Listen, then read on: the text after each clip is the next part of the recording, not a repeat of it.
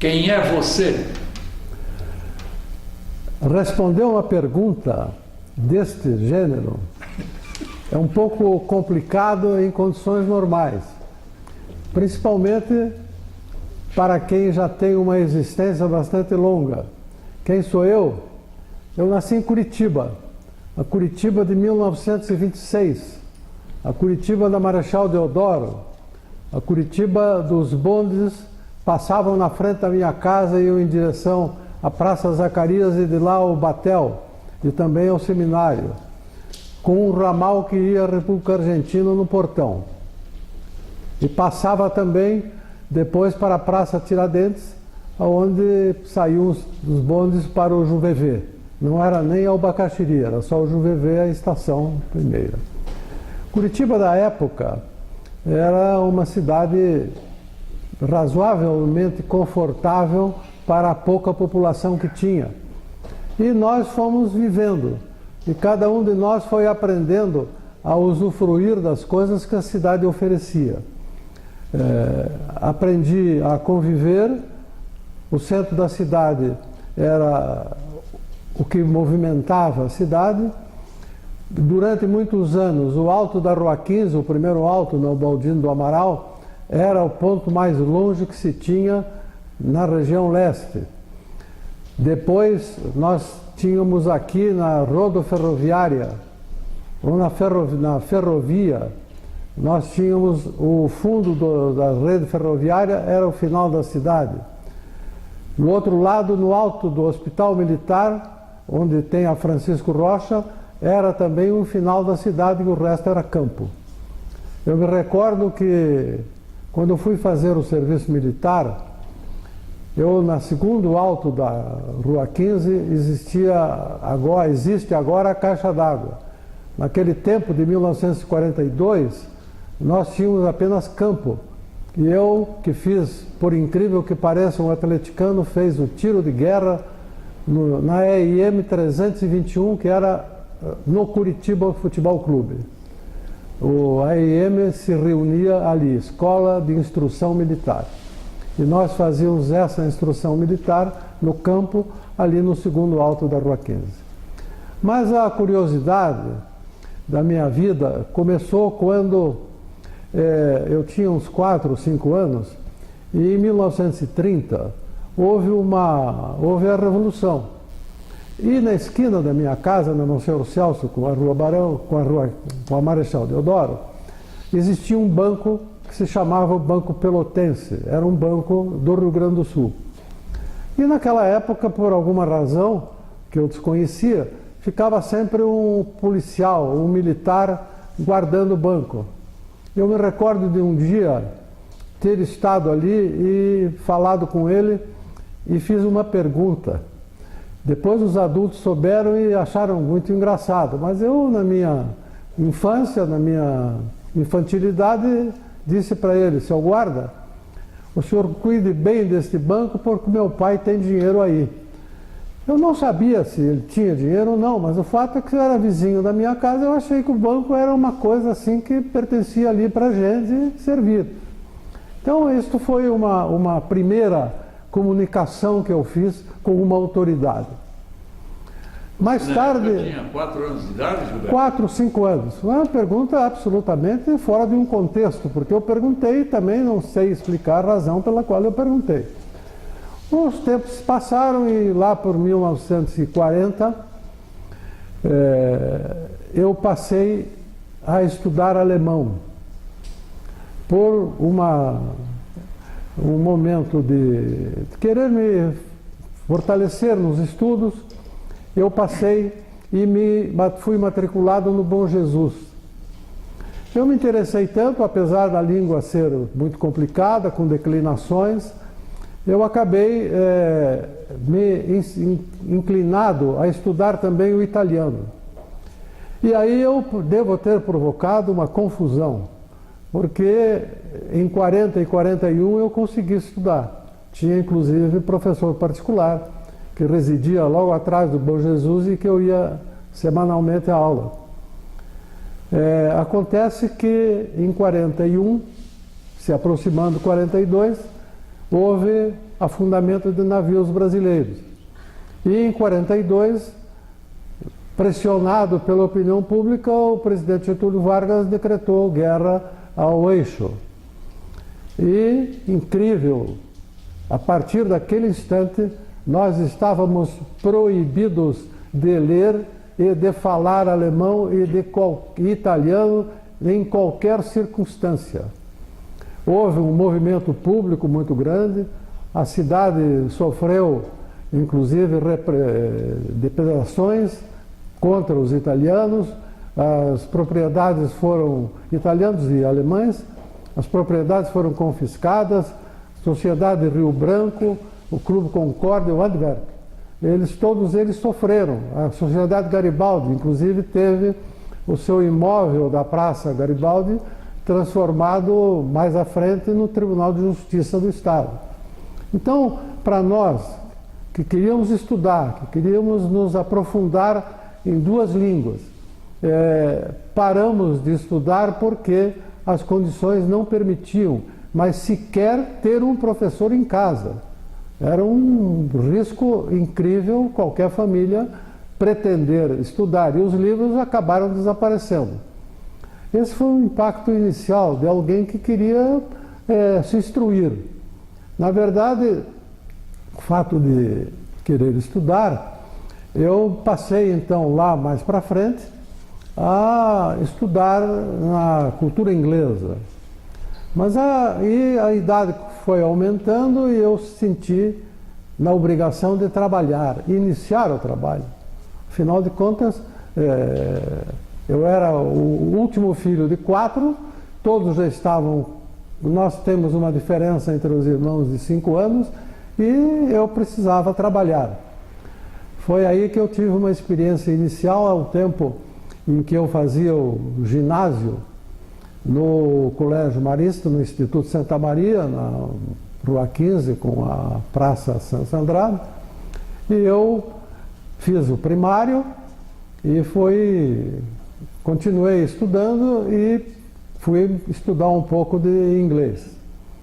Terminado o curso de ginásio, fiz o serviço militar e a partir daí eu me preparei para começar a trabalhar.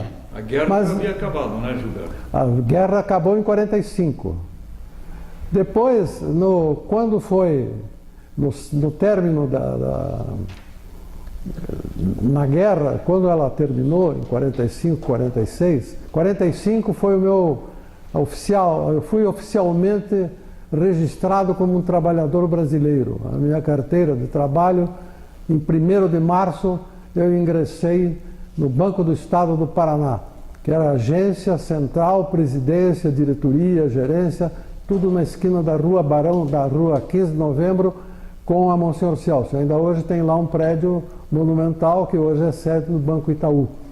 E lá eu comecei, e lá eu fiquei. Mas antes disso, eu tive uma passagem muito curiosa. Num desses percalços de estudante, eu repeti um ano. E os meus pais não tiveram dúvida. Então, as férias você vai começar a aprender a trabalhar. E eu fui trabalhar na Casa das Meias. Vocês certamente nunca ouviram falar. Alguns talvez tenham ouvido. A Casa das Meias era uma loja do Miguel Nasser, pai do radialista Jorge Nasser, na Rua 15, pegado ao Banco de Londres, que hoje é o Bradesco. E lá eu fiquei 2 meses. E foi onde eu aprendi que a gente tinha que desenvolver uma atividade para que a gente fosse reconhecido. Eu terminei o prazo de férias, voltei a estudar, não ocorreu mais nenhuma reprovação e eu me integrei com a necessidade de prestar serviço e de usufruir de conhecimentos através da ocupação que eu pudesse ter. Gilberto, a Curitiba de 42 eu não conheci porque, enquanto Getúlio incorporava o Brasil à guerra, apoiando os alemães, eu estava nascendo, na Rua 29 de Agosto, em Curitiba. Mas a pergunta é a seguinte: A Curitiba do seu tempo de adolescente é melhor, é pior, é diferente ou não da Curitiba que os adolescentes vivem hoje? Existe diferença. Os costumes, os hábitos, as pessoas, elas se comportavam de uma maneira peculiar. Eles foram todos criados, os meus pais, os meus avós e todos os demais, foram cuidados numa cidade que era provinciana. Então os hábitos e costumes arraigados era aquele de existia o pátrio poder, os filhos obedeciam, frequentavam as rodas de aniversário nas suas casas e frequentavam um clube da cidade. Então eu aprendi, por exemplo, que o meu clube era o Clube Curitibano. Por quê? Porque eu nasci na Marechal Deodoro, quase na esquina da Monsenhor Celso, ao lado, na outra esquina da Barão do Rio Branco, onde tinha a sede do Clube Curitibano. E eu, desde que me conheci como gente, participei do clube. Primeiro, sempre querendo saber por que tinham umas salas que não se podia frequentar, as crianças não podiam frequentar. Então eles diziam que era a sala de jogos. A sala de jogos era a sala de bilhar, a sala de sinuca e a sala do jogo de cartas. Na sede antiga, que depois foi reconstruída para uma sede nova, e naquele tempo a cidade era uma cidade pacata, uma cidade, digamos assim, ainda sem o movimento a partir dos anos 60 e 70 que Curitiba se transformou. Quero só fazer uma correção. Eu nasci na rua Santo Antônio, pelas mãos de uma parteira. Na época, os partos eram feitos em casa. Mas isso é irrelevante, o importante é ouvir a sua descrição. A rua Santo Antônio, que é ao lado da Polícia Militar, na Avenida Iguaçu. Exatamente. Então eu estou com a minha, em dia, com a panorâmica da cidade. Obrigado. Na verdade, o fato de ter começado a trabalhar me deu grandes responsabilidades. E aconteceu como primeiro emprego, ainda no entusiasmo de que aquilo seria o início de alguma carreira. Ao fim do primeiro ano de trabalho no Governo do Estado, houve a deflagração de uma greve bancária. E eu, com entusiasmo, com a mocidade, ingressei na greve, fui locutor da greve, participei, a sede do sindicato era na rua 15 de novembro, ao lado do antigo Cine Ritz, e lá eu fui locutor, estimulei, participei da greve com o Nilo Biazetto, que depois chegou a diretor do banco, e com o Galvão, que era funcionário do Banco do Brasil, e que depois se tornou essa grande empresa imobiliária. Então, neste ano, quando eu voltei, depois de 24 dias de greve, eu voltei exatamente no dia do meu aniversário, que era 12 de fevereiro. E eu tive que trabalhar o dia inteiro e uma parte da noite para atualizar os trabalhos que eles estavam atrasados.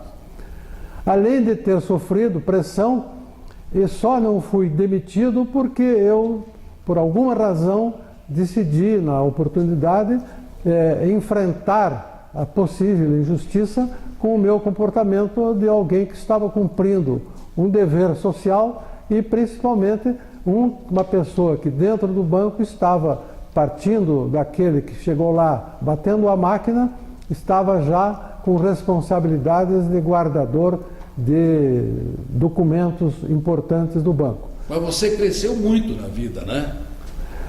O crescimento depende de cada um e depende também daquilo que nós consideramos uma questão de o que chamava estrela antigamente. A pessoa tem boa estrela, a pessoa tem... Mas eu acho o seguinte, a gente busca o trabalho. E eu hoje, passado todo esse tempo, principalmente agora que estou com 89, em vésperas de 90, eu até me assusto só de pensar nisso. Porque eu me recordo que os meus parentes e os amigos, com 60 anos, já eram pessoas que mal saíam à noite e ficavam já como alguém que era idoso, ou então não idoso, mas velho. E as coisas não são assim. A gente vai fazendo, vai executando e nós vamos crescendo. E foi um pouco do que aconteceu comigo. Eu fiquei no banco 5 anos, achei que o meu tempo de banco já tinha terminado, resolvi partir para outra. Nesse ponto existe sempre aquela conversa que a gente ouve até hoje: não, você fique mais um pouco, porque você será recompensado lá na frente. São decisões pessoais. Eu achei que eu já tinha feito a minha parte no banco e que eu ia fazer outra coisa. O seu currículo é privilegiado. Você ocupou muitas funções públicas, foi gestor, foi uma pessoa de influência no Paraná e inclusive no país, quando você serviu à presidência da República. Qual desses cargos todos apaixonou mais o seu coração? Veja, quando eu comecei, e é uma curiosidade, eu executei as minhas missões como cumprimento de trabalho. E elas foram acontecendo, e eu trabalhei inicialmente, nos meus primeiros 25 anos de trabalho, em empresas privadas. Eu trabalhei no Iversen Loyola Pierre, trabalhei no Prosdóximo, abri meu escritório com o meu irmão Gastão, e depois eu fui trabalhar, o governador Ney Braga havia assumido, houve um convite para eu participar do governo, mas eu estava trabalhando com Hermes Macedo, que não me liberou, e eu, 2 anos depois, saí do Hermes Macedo e fui fazer um concurso na Codepar, que se transformou no Banco de Desenvolvimento. Eu fiz um concurso público, fui aprovado, e lá eu fiquei até o fim da carreira, até me aposentar. No interregno, nesse tempo, eu exerci várias atividades. Eu tive atividades sociais, tive atividades esportivas, pude usufruir da convivência de pessoas que marcaram sempre as suas missões com disposição e com trabalho. Quando eu estava no Prosdóximo, eu acabei, de repente, envolvido no esporte. O seu Joanim Prosdóximo, vice-presidente do Prosdóximo, havia me chamado ao escritório dele para dizer: você hoje à noite vai ser eleito vice-presidente da Federação Paranaense de Ciclismo. Para os que ouvem hoje, o Prosdóximo realizava anualmente o Grande Prêmio Prosdóximo e tinha, naturalmente, no seu comércio, a venda de bicicletas. E esse prêmio foi famoso durante muitos anos, porque os melhores corredores brasileiros vinham para Curitiba. E eu me envolvi nisso, fiquei vice-presidente, o presidente era o Aníbal Bonde Carneiro, e eu, quando terminou o período eleitoral, eu acabei candidato, porque não havia quem quisesse. E lá eu fiquei 2 períodos. Num período rico para o ciclismo paranaense, porque nós, ajudados por uma circunstância geral, nós conseguimos formar a segunda equipe de ciclistas no Brasil.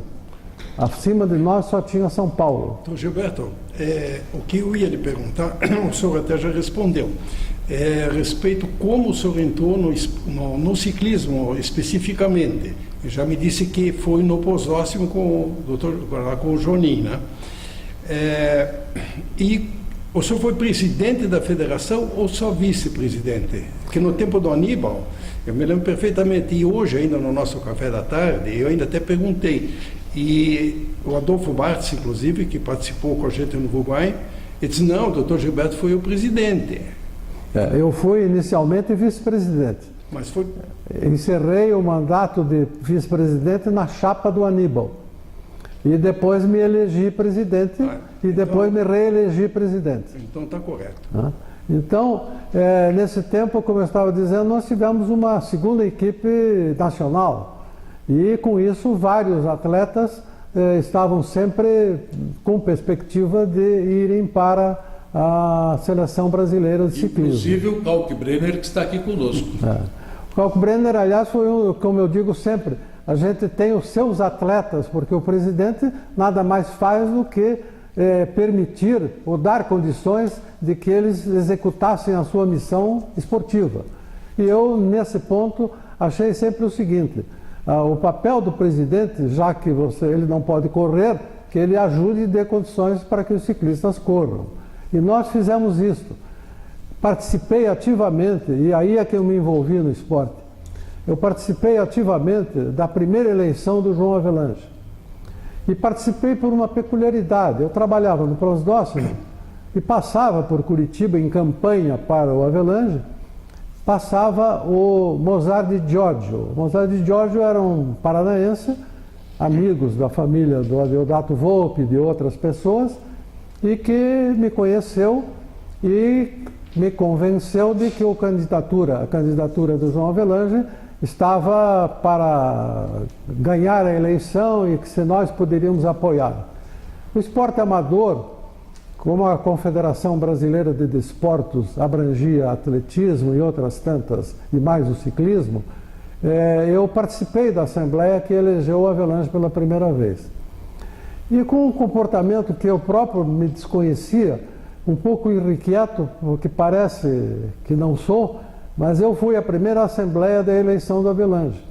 Havia um candidato de oposição, que era o Carlito Rocha, presidente do Botafogo, que era patrocinado pelo Flamengo. E lá nós tínhamos tipos curiosos como o Mendonça Falcão, que era o presidente da Federação de Futebol. E lá um simples presidente de federação amadora querer participar, tomar a palavra ou dizer alguma coisa, seria um desafio. Mas eu achei que em determinada altura a Assembleia estava de tal forma causando preocupação no desenvolvimento que eu fiz 2 ou 3 perguntas. E com isso marquei uma posição. Tanto que o jornal O Globo, para surpresa minha, 2 ou 3 dias depois, fazendo o registro da Assembleia, deu da minha participação, que eu inclusive, por alguma razão que eu hoje não estou bem lembrado, eu enquadrei o presidente da Federação Paulista, que era o Mendonça Falcão. Então, houve uma simpatia entre a minha pessoa e a pessoa do Avelange. E nós fizemos essa relação. Ele, quando se preparou e preparou o Brasil para a Copa do Mundo de 58, ele havia assumido em final de 56, começo de 57, eu fui dos poucos que acreditava que nós seríamos campeões. Na minha própria família, me disseram, mas o que é que leva você a imaginar que nós vamos ser campeões? Eu digo, a disciplina e o que o Avelange vem realizando, porque ele fez aquilo que faz um presidente. Ele permite que as suas estruturas bem apoiadas apoiem os atletas que são, em última análise... Como é que o senhor foi indicado para ser o nosso delegado em Montevidéu, naquele campeonato sul-americano?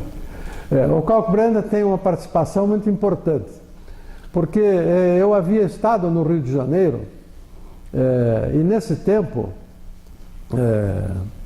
eu participava já, estava já em ligação com a Confederação. E eu, estando com o presidente Avelange, ele me relatou que convidaria para a seleção brasileira 5 atletas do Paraná.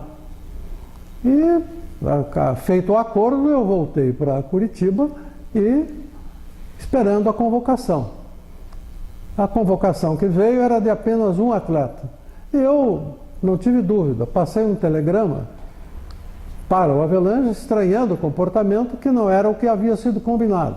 E mandei uma cópia desse telegrama para o meu amigo, que era o Djukit, do Globo, do jornal O Globo, e ele simplesmente pôs a chamada desse telegrama na primeira página do Globo e transcreveu o telegrama na página esportiva. Imediatamente eu recebi um telefonema do Avelange, estranhando. E eu então tive que dizer para ele, com todas as letras, que como o combinado não havia sido acertado, feito, eu também me sentia na obrigação de reclamar publicamente, porque o meu público esportivo daqui exigia esse comportamento. Não só ele reconvocou os atletas, como me indicou para ser o delegado brasileiro ao Campeonato Americano em Montevidéu. Isso quer dizer que peitar o maioral faz bem, né? Eu acho que tem coisas que quando você está no exercício de uma função que exige de você responsabilidades, porque você tem um público, seja que público for, o público merece ser respeitado. E você que é o intermediário entre o público e... você tem que ter a tua posição. E eu sempre tive. eu me considero um homem educado, mas eu me considero um cidadão que durante toda essa minha vida eu posso dormir tranquilo, porque as minhas atitudes são sempre muito nítidas. Esse ano foi mais ou menos... Em 1957. Quem eram esses atletas?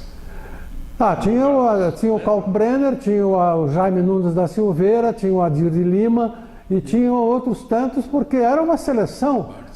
Nós tínhamos aí, também, né? Nós tínhamos o Adolfo Bartz, nós tínhamos por aí cerca de 10 atletas de seleção brasileira. Por quê? Porque o Grande Prêmio Prosdóximo e o Prêmio Hermes Macedo, que se realizava pelo interior do Paraná, eram duas provas nacionais. Essa prova o Grande Prêmio Prosdóximo, eu não sei se o senhor ainda estava no Prosdóximo na época do primeiro Grande Prêmio, né? Grande Prêmio. Não, o primeiro Grande Prêmio Prosdóximo, o senhor ainda estava lá. Sim. No Prosdóximo. Foi. Tá.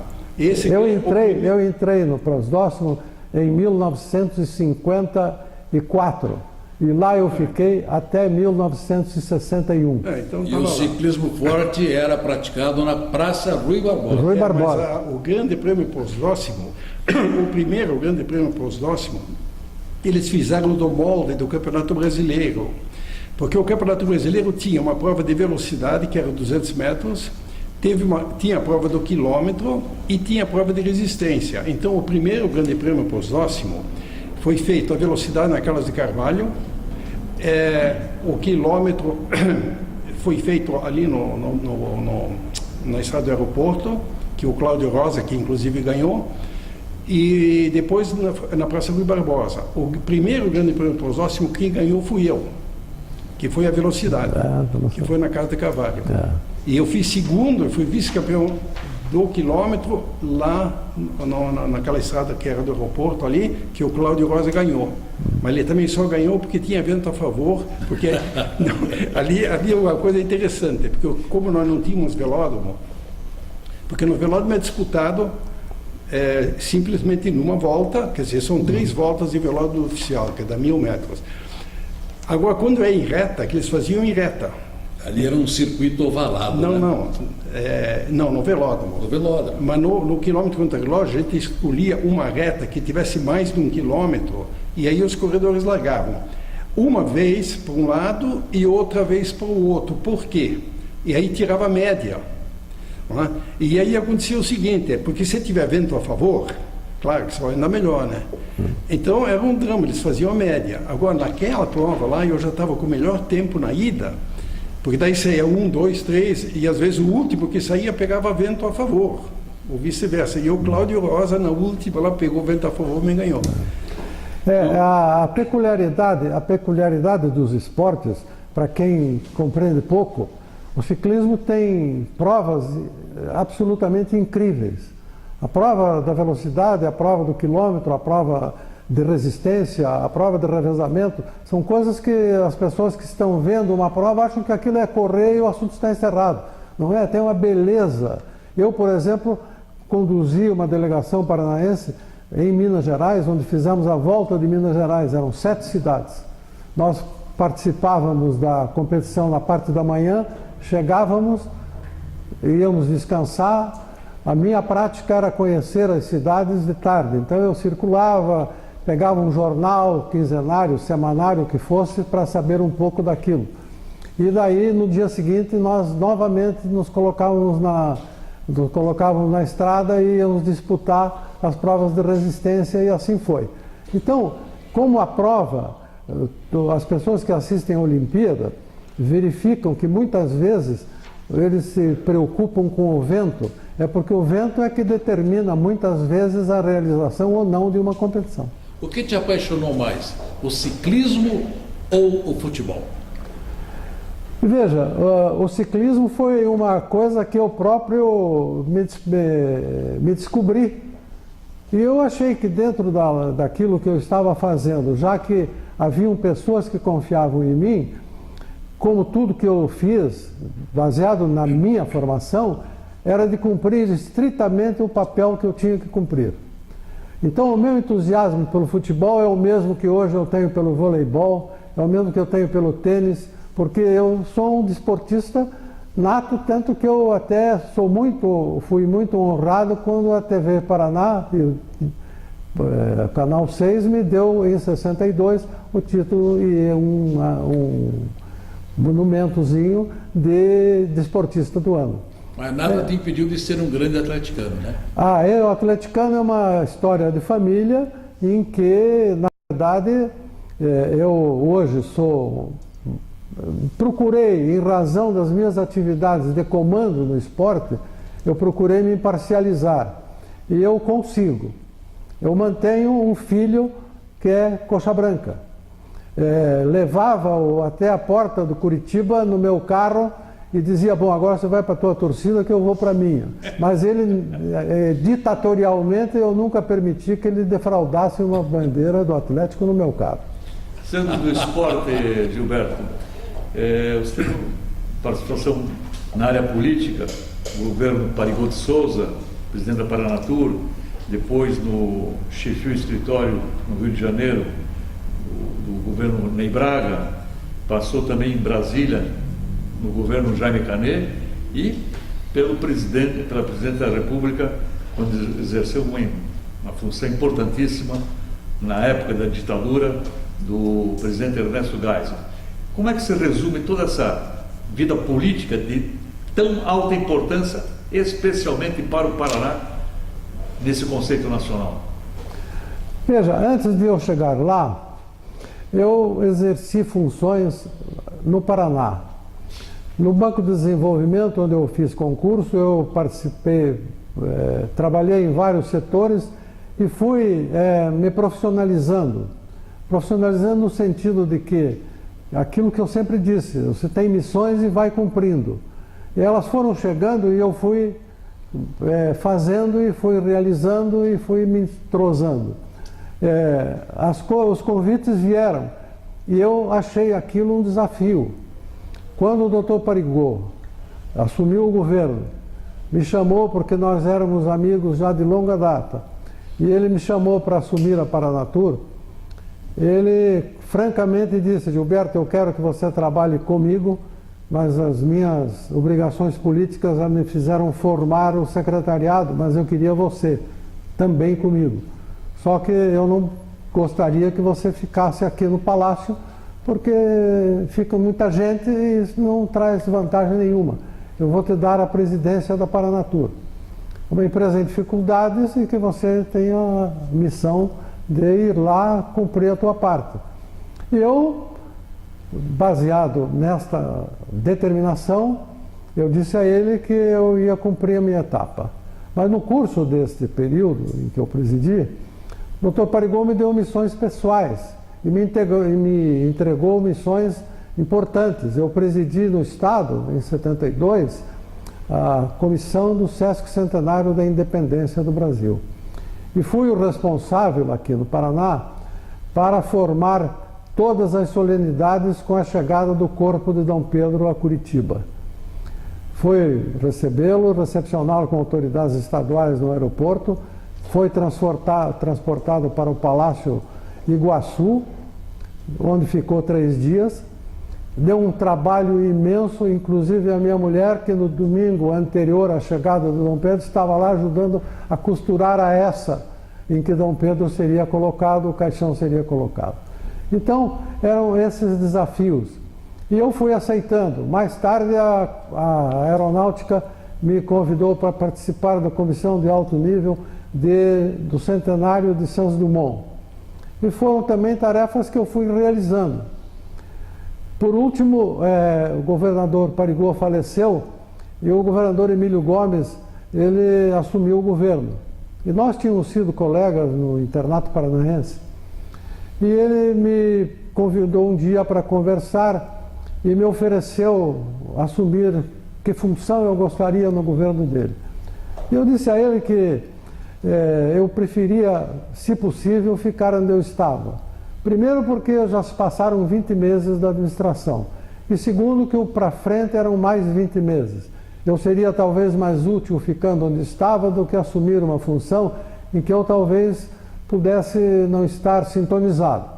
Ele aceitou, aceitou também a indicação dos nomes dos diretores para cumprir o tempo, e lá eu fiquei. Quando mudou de Emílio Gomes para Jaime Canet, eu ainda estava convidado pelo novo secretário de Indústria e Comércio para permanecer na Paranatur. Mas aí o convite do governador, através da Casa Civil, me solicitou que eu fosse a Brasília. Eu acabei aceitando. Na época, eu disse até para minha família, eu considero isto um desafio, porque eu já havia chefiado o governo da Braga no Rio de Janeiro, por um período de uns 6 meses, na ausência do Carlos Dondeu Júnior, eu assumi a chefia. E eu achei que, já que era um desafio, eu podia aceitar. E lá eu fiquei. Eu fiquei 2 anos, e nessas coisas de governo, tem sempre aquilo que se pode fazer e aquilo que se deve fazer. Aquilo que podia fazer, eu fiz. Só que eu acho que devia fazer mais. E achava que o Paraná tinha que ter respostas para o seu estado. E eu decidi que algumas coisas só seriam possíveis se nós tivéssemos uma abertura maior para que o escritório cumprisse a sua finalidade. E eu senti que, para mim, o espaço estava apertando. E eu, então, entreguei a função ao chefe da Casa Civil, que era o responsável pelo escritório, e voltei e disse, vou voltar para o meu banco, porque eu era do BADEP. Nesse entretempo, as pessoas que me conheciam, viram o meu trabalho, inclusive o ministro Ney Braga, que era ministro da Educação. Eu fui a ele comunicar que estava deixando o escritório. E ele se surpreendeu, mas eu, a exemplo de que tinha feito com meu irmão, que era secretário do governo Canet, que ele não se envolvesse no assunto, que o assunto era meu, e que então eu iria fazer aquilo que devia fazer, eu comuniquei que estava esperando substituição e fiquei 2 meses esperando. Fiquei esses 2 meses, mas nesse entretempo, o coronel Osni Bermudes, que comandou aqui o Colégio Militar, naquela ocasião, lá em março de setembro... Né? Não, Osni Vasconcelos é uma coisa, foi meu companheiro de Conselho Regional de Desportos. O Osni Bermudes foi comandante do Colégio Militar, aqui em Curitiba. E na época em que eu estava em Brasília, ele era chefe de gabinete do vice-presidente da República. E demonstrou a maior inconformidade em saber que eu ia voltar. E eu disse, bom, coronel, eu não sou funcionário público federal, nem estadual, nem municipal, eu vou voltar para o meu banco de origem e aguardar notícias. Comuniquei para o ministro da Educação, que ficou surpreso, comuniquei, digamos assim, para alguns amigos, e fiz a pergunta que o coronel Osni vivia me perguntando, se eu não queria ficar em Brasília. E eu disse para ele, eu não conheço ninguém, mas eu posso lhe mandar o meu currículo? E audaciosamente, como eu sabia, porque a gente lê muito, eu sabia que ia existir uma mudança na assessoria de imprensa do presidente no setor de relações públicas, que eu havia criado no Paraná, quando do próximo primeiro departamento de relações públicas do Paraná. E um departamento que eu aumentei durante o tempo do BADEP. Eu achei que, já que eu tinha uma credencial, era usá-la. E para encanto e surpresa minha, uma semana depois de eu entregar para o meu currículo para o coronel Osni Bermudes, eu recebi um telefonema da secretária do coronel Toledo de Camargo, que era o chefe da imprensa, secretário da imprensa do presidente Geisel, e que marcou um encontro para nós estarmos juntos. E eu fui ao Palácio. Isto era março de 1977. Eu aguardava a substituição que aconteceu em fevereiro e estava me preparando para voltar. Quando eu cheguei na sala para conversar, eu disse ao coronel, coronel, antes de mais nada, eu quero dizer que a minha saída do escritório é uma questão de ordem administrativa. E eu penso de um jeito, as pessoas pensam de outro. E eu quero saber primeiro se uma situação desta vai permitir que a conversa continue ou termine aqui. Ele deve ter se espantado, porque é uma conversa tão direta para alguém que está recebendo um currículo. E ele me disse: doutor Gilberto, o seu currículo é que nos impressionou. Então, o assunto do Paraná é assunto seu no Paraná. E nós vamos querer conversar. Ao fim da tarde, eu não só estava convidado para participar do governo Geisel, como estava de apartamento funcional escolhido. Foi uma coisa assim que, descrita, eu próprio levei tempo para acreditar. Nunca ninguém me pediu uma filiação partidária, nunca pediu uma indicação de quem quer que fosse. Eu é que, convidado, fui comunicar ao ministro Ney Braga e às demais autoridades, e comuniquei então ao governador Canet que eu estava disponível para o Paraná na presidência da República. E fiquei lá durante os 2 anos do governo Geisel, achando que terminava o governo, eu cumpria a minha etapa, já estava com tudo preparado para voltar, quando o ministro Golbery fez chegar a mim a informação de que o presidente Figueiredo gostaria que eu permanecesse e que eu estava livre para escolher. Houve um fato curioso, né? Você pode explicar melhor, ligando o jornalismo ao governo Geisel. Qual era a dificuldade de um jornalista, de uma pessoa sair do país naquela época? Por que isso? E você que estava no gabinete poderia explicar, testemunhar melhor esse período. Naturalmente, a situação da existência do decreto que determinava essa licença não foi do meu tempo, foi anterior. Mas eu, quando cheguei lá, me defrontei com esse problema, com essa solicitação, inclusive de jornalistas do Paraná.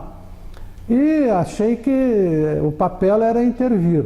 Como os pedidos eram normais, estava dentro daquele decreto, eu achei da maior facilidade as solicitações que me faziam daqui e nós fomos atendendo. Eu, sinceramente, como eu estava chegando, eu não tive tempo e oportunidade para analisar os detalhes que motivaram esse comportamento.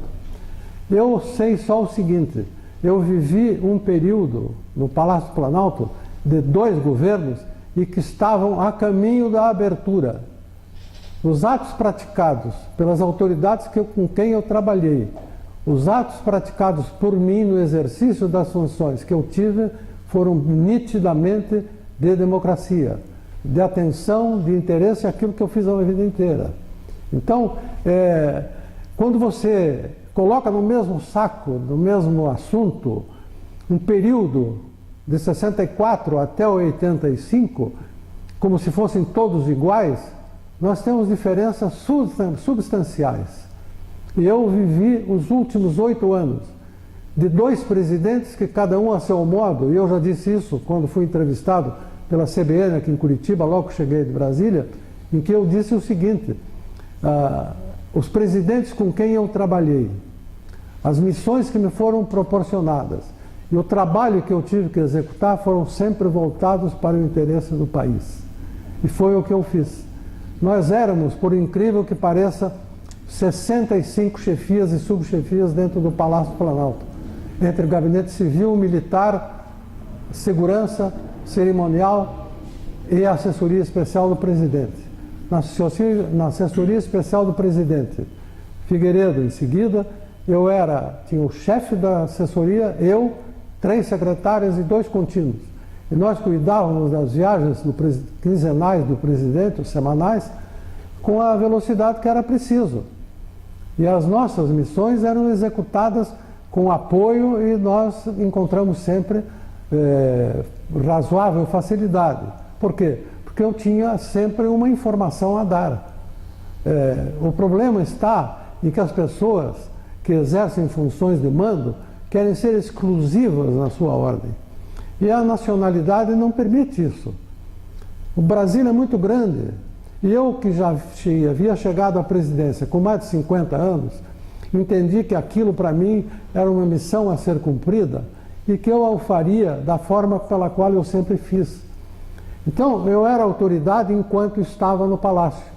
Enquanto a minha sala, a 20 metros do presidente, eu estava no exercício das minhas funções, as minhas obrigações. Tanto que, em muitas oportunidades, os próprios militares achavam que eu era muito duro. E eu dizia para eles que não. Eu, primeiro, tinha disciplina pessoal. Segundo, eu sabia trabalhar. E segundo, eu tinha que cumprir a minha obrigação. Nesse período, Gilberto, você descreveu uma maneira histórica, enfim, muito diversa, o temperamento do presidente Ernesto Geisel. Do seu ponto de vista, como você faria, analisaria esse perfil nesse momento que você conviveu pessoalmente com ele, num regime militar, né, de uma ditadura? Veja, no regime, eu discuto isso. No Palácio eu nunca trabalhei no regime militar, eu trabalhei no regime civil e que estava trabalhando pelo país. Eu vou citar do presidente Geisel duas facetas. A primeira é de que ele é homem estudioso.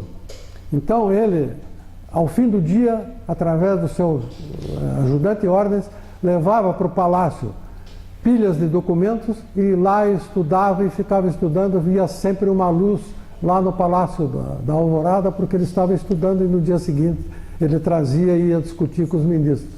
E ele dizia sempre o seguinte: pois é, largam aqui na minha mesa todos os problemas e eu sou a única pessoa que vai resolver. E não era bem assim. Por quê? Porque ele tinha que ler, tinha que se aprofundar e tinha que decidir, ou tinha que participar com os outros. Eu, por dever de ofício, participei das reuniões em que o presidente e ministros tinham o Conselho de Desenvolvimento Econômico e o desenvolvimento social. No desenvolvimento econômico estavam simplesmente o ministro Simons, o ministro Reis Veloso, o Rangel Reis, o Shigeaki Ueki, o Ângelo Calmon de Sá, participando quinzenalmente. E a pauta era recebida no dia anterior à reunião. O presidente lia aquilo com toda cautela e no dia seguinte, às 9 da manhã, ele iniciava a reunião e fazia perguntas e inquiria. Então houve uma oportunidade, e eu testemunhei, ninguém me contou porque eu estava presente, porque tinha que estar presente. Dizer por que eu tinha que estar presente era uma questão de confiança profissional. Eu fui cumprir a minha parte, eu cumpri a minha parte. O presidente abriu, ouviu todos, o item 1, 2, 3, 4, no quinto item, ele disse: ministros, o presidente da República não manda nada. Foi um impacto. Mas como não manda nada? Não, porque este item, nós decidimos este item há duas reuniões atrás, ou 3 reuniões atrás, ele está voltando. Certamente está voltando porque algum burocrata lá no Ministério decidiu que tem que passar mais isso e mais aquilo. Então o presidente está sujeito a esse tipo de comportamento. Então vai voltar e o país vai esperar um pouco mais para essa decisão. Eu tive uma passagem pessoal, quando o presidente Figueiredo assumiu, havia aquela aura de democracia, abertura, então todo mundo achou que era tudo muito fácil, ia chegando, ia participando e tal. E as viagens presidenciais feitas ao estado, nos estados, o que acontecia? Todos os governadores queriam assinar atos, liberação de recursos e etc. E nos primeiros 6 meses isso aconteceu com uma frequência muito grande. E assustou o ministro Delfim e o ministro Golbery.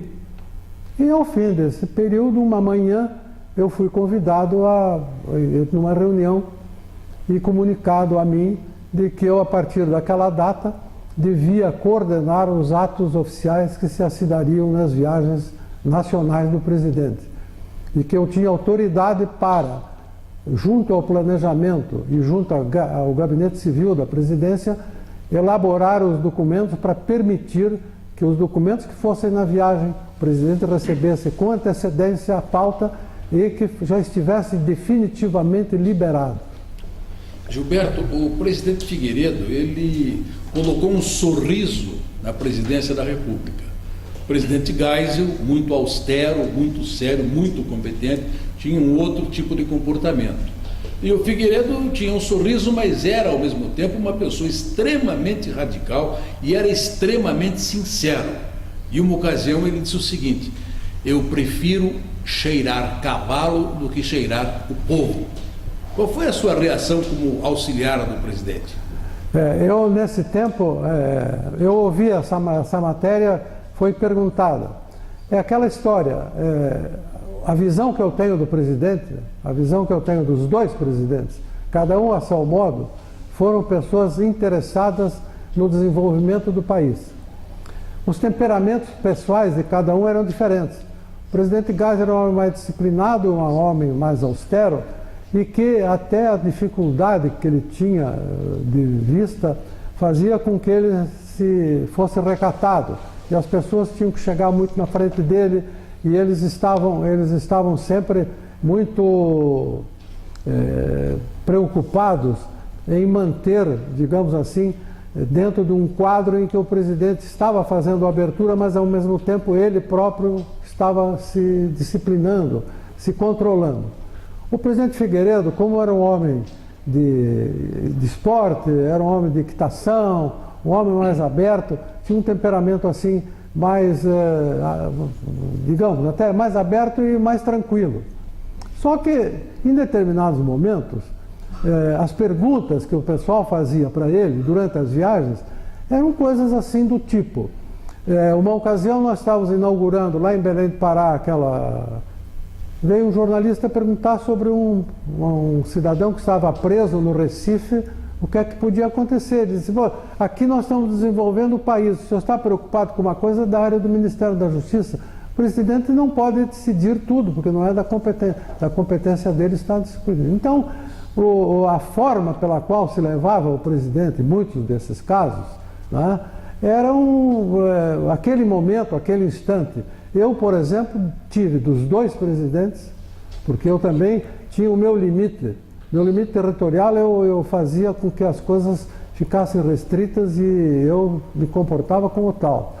Ao presidente da República, tanto um quanto o outro, eu tinha que responder cumprindo as minhas tarefas e ponto.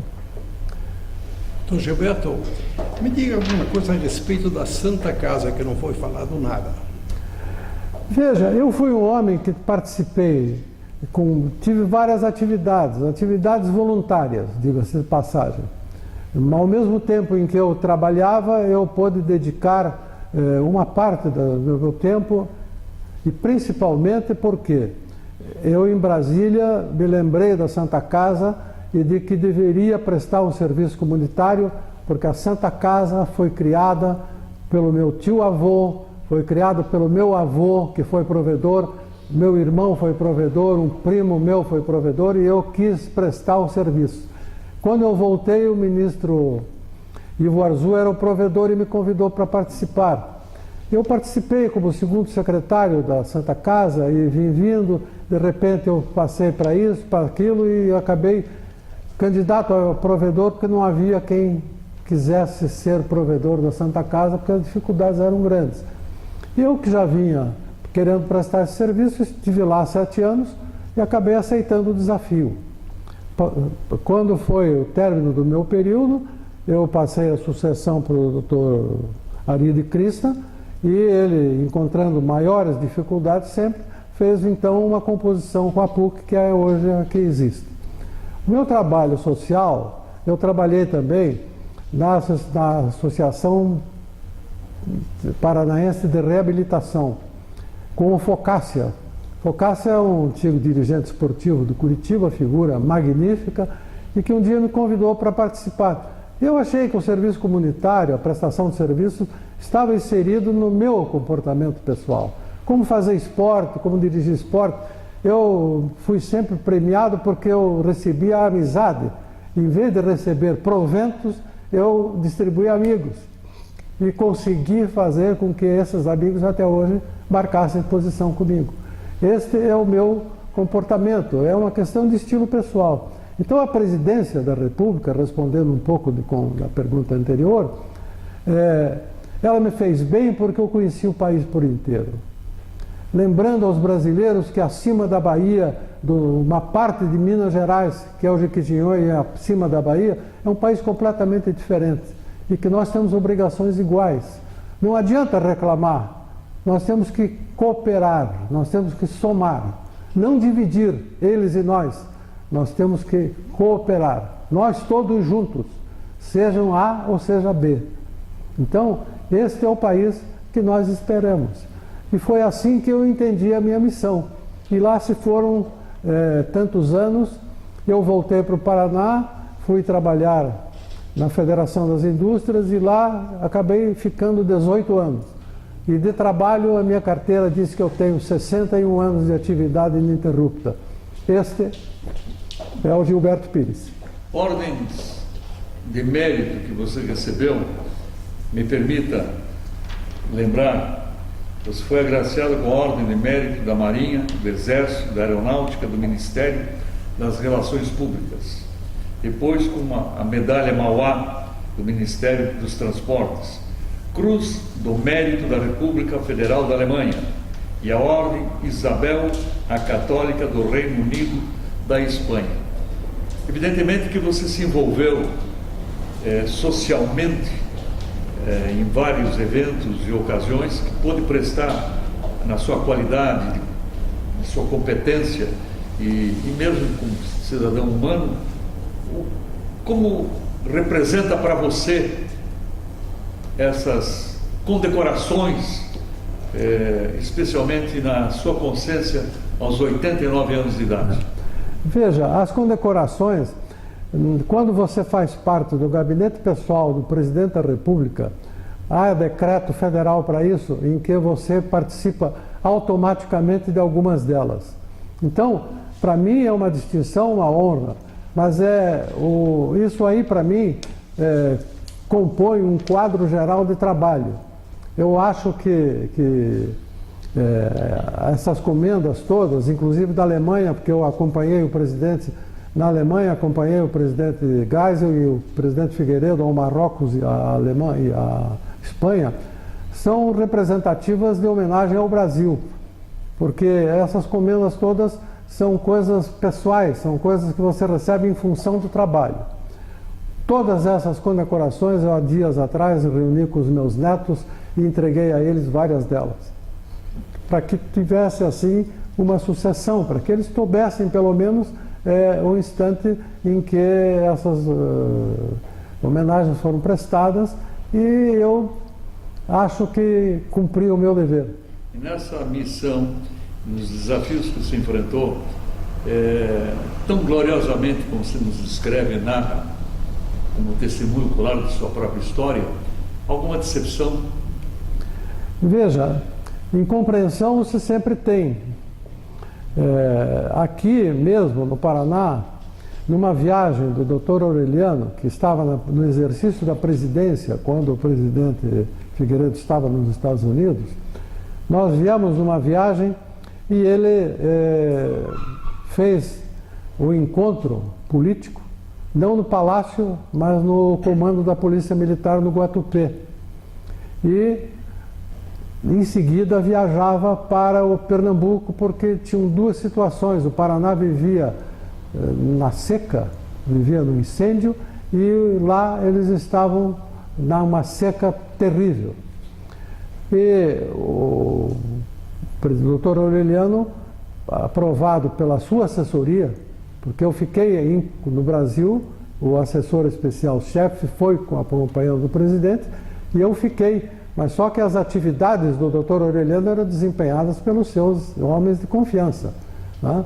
E eles vieram para cá, fizeram a atividade que entenderam fazer, se entenderam com as pessoas, e eis que uma das manhãs que nós ainda estávamos viajando, me defrontei com uma matéria dizendo que eu tinha sido o culpado de que autoridades paranaenses não haviam se encontrado com o Dr. Aureliano.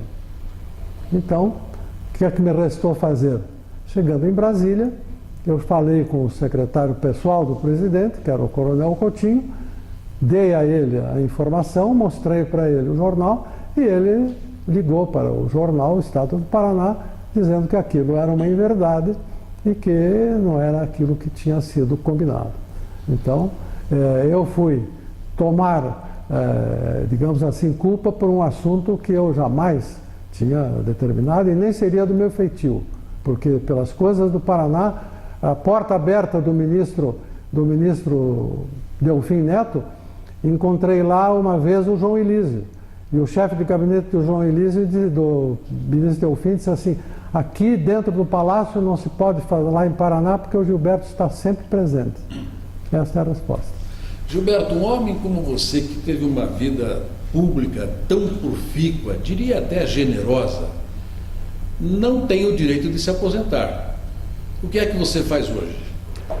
Veja, eu acho que a minha missão é trabalhar. Eu hoje exercito atividades voluntárias.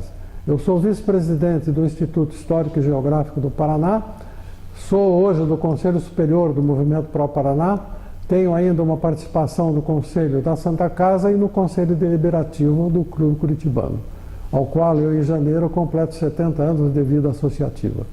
Então, eu acho assim, isso para mim me dá talvez mais energia para poder oferecer aos outros aquilo que eu recebi numa quantidade que eu me pergunto sempre, será que é tudo isso? E já são quase 90 anos. Parabéns. Para terminar, eu agradeço o fato de me permitirem contar um pouco da história de alguém que, mais do que tudo, é um trabalhador. Alguém que pode pôr a cabeça no travesseiro vendo estes absurdos que acontecem no Brasil de hoje. Há 30 anos atrás, eu deixava a presidência e 2 paranaenses assistiram a minha despedida. Um é o Faruq El-Khatib e o Maurício Nasser, que ainda não era deputado. Eles foram no dia 14 de março me visitar às 5 horas da tarde. Eu fiquei com eles até às 6 e disse a eles: agora vocês vão ver como um servidor vai para casa. Eu desci com a diretoria administrativa, paguei as contas do meu apartamento funcional e achei que ia embora. Só que o destino me determinou que no dia seguinte eu voltaria, porque o Dr. Tancredo ficou doente e o presidente Figueiredo voltou ao Palácio pela manhã e esta é uma outra história. Agradecemos.